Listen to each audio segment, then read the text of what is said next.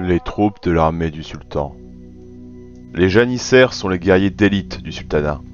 Élevés dès l'enfance dans les arts de la guerre, capturés lors de raids sur les marches désolées du nord et de l'est au-delà du mur de fer, ils sont soumis à un entraînement martial rigoureux et à un endoctrinement dès leur plus jeune âge. Par des moyens spirituels et alchimiques, liés par des chaînes invisibles, leurs esprits sont soigneusement conditionnés jusqu'à ce qu'ils atteignent une loyauté complète et inébranlable envers le sultan et envers lui seul. Leurs attributs physiques sont augmentés par de puissants élixirs créés par les mystiques jabiréens. Leur armure ornée est forgée à partir de la formule métallique que les alchimages du sultan ont déduit de la structure du mur de fer qui protège le sultanat. Ces soldats sont également protégés par de puissants talismans conçus et fabriqués par les thaumaturges aveugles de l'école du présage. Armés de fusils al-Jezaï, de mortiers à main, de lames de yatagan et d'une dévotion gravée dans leurs âmes, les janissaires sont en effet des adversaires redoutables. Sur le champ de bataille, les janissaires excellent à prendre d'assaut les points forts et les tranchées ennemies, à écraser les formations d'élite et à servir de garde du corps pour les individus de haut rang. Bien que le sultan les utilise avec parcimonie par-delà le mur, certains janissaires sont envoyés en première ligne pour soutenir la cause de la porte sublime. Au milieu de la boue, du sang et de la poussière des tranchées, leur panoplie de guerre richement décorée crée un spectacle magnifique et effrayant, alors qu'ils chargent les lignes ennemies avec la conviction totale que le paradis attend ceux qui tombent dans une bataille juste. Aussi, profondément enfuis sur les jardins dorés de Damas, à travers la caverne du dormeur et au-delà des 7 portes de la potentialité, sont les vastes laboratoires et les usines métaphysiques des alchimistes. En utilisant le mystérieux processus jabiréen appelé Takwin, les alchimistes sont capables de créer une vie artificielle et de produire toutes sortes de créatures étranges et merveilleuses, ainsi que des automates, pour ravir les masses du souk et orner les jardins du sultan.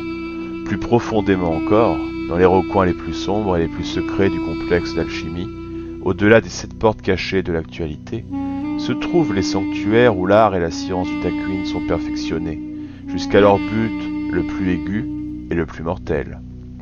C'est là qu'ils forment les redoutables lions de Jabir. Nommés d'après les chasseurs mortels des plaines, les lions de Jabir peuvent prendre de nombreuses formes. Pas toutes léonines, chacun d'entre eux est un chef-d'œuvre unique et ils sont cultivés selon les compétences et l'art du scientifique jabérien qui les a créés. Les arts ésotériques employés par les alchimages sont appris par l'étude des livres interdits de Salomon, et de nombreux alchimistes sont tués lorsque leur expérience échoue ou se déchaîne. Cependant, les lions sont désespérément demandés par l'armée du sultanat, de sorte que le programme se poursuit, quel que soit le coût et les pertes.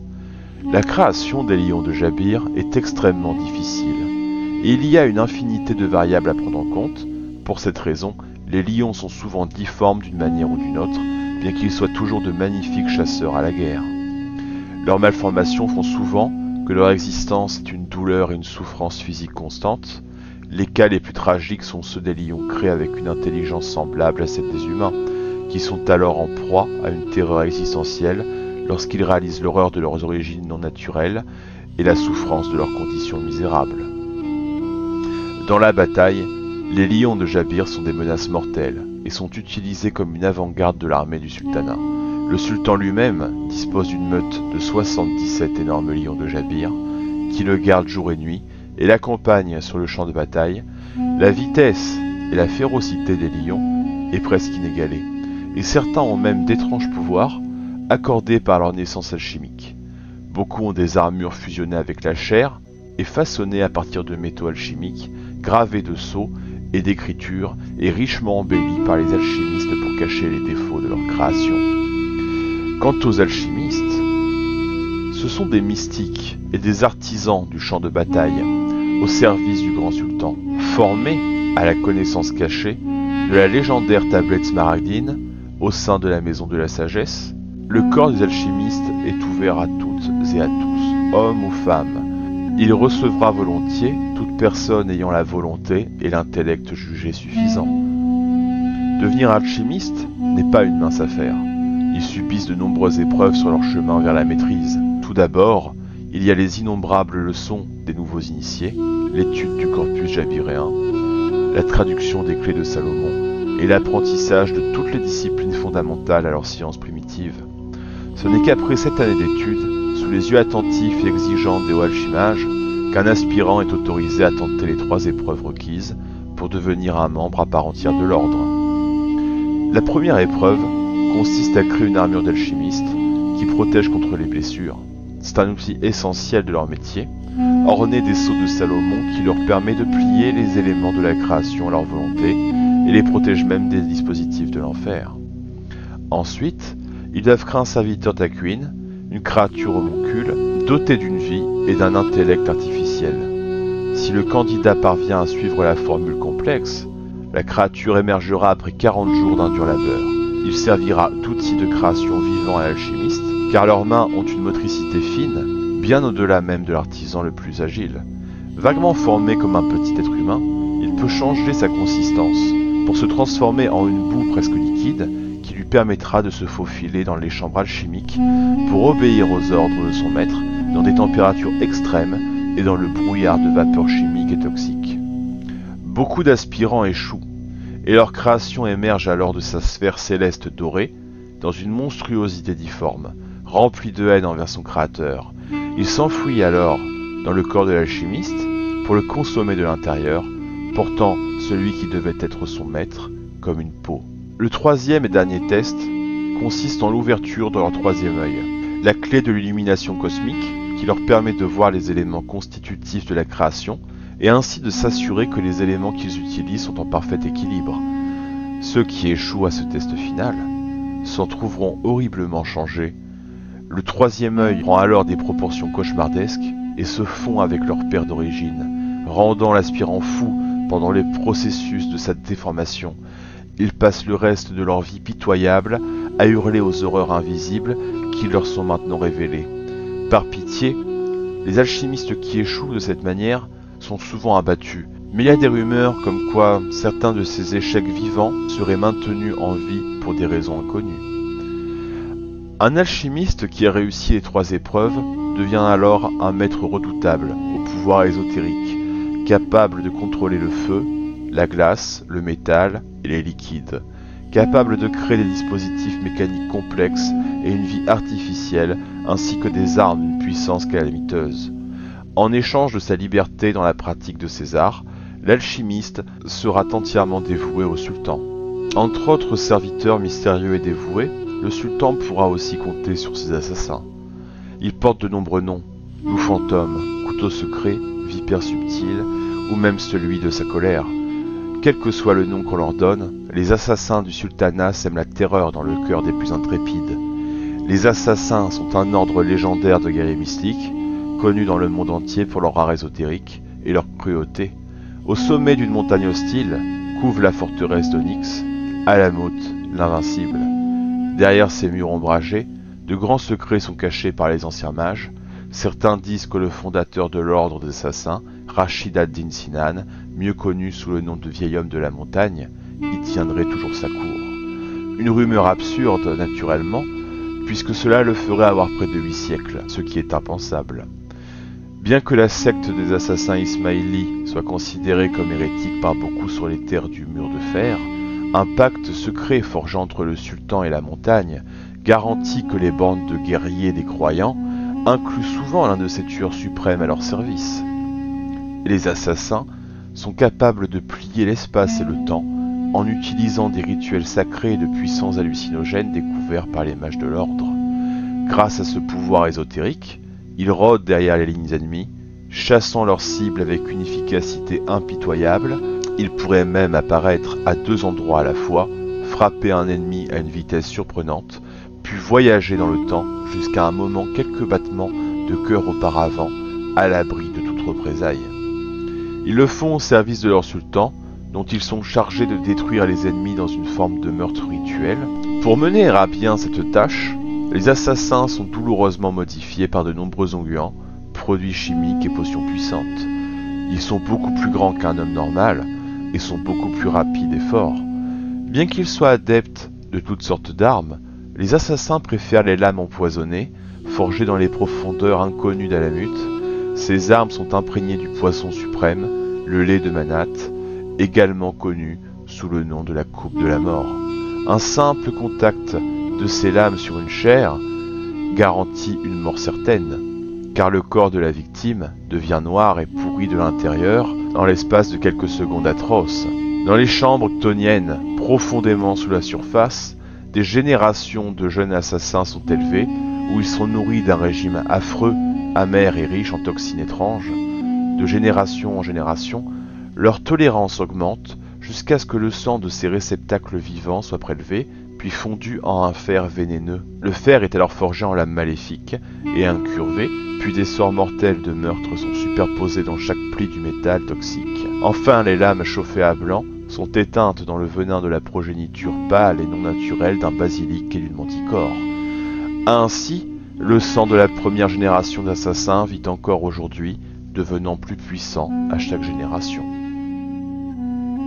Mais la puissance du sultan ne repose pas que sur l'élite de ses guerriers, il en appelle aussi aux masses de ses terres, d'autant que les terres du sultan sont vastes, et de nombreuses armées peuvent être levées de la multitude de ces provinces, où un ménage sur 20 est nécessaire pour armer et équiper un soldat pour servir le chef des fidèles.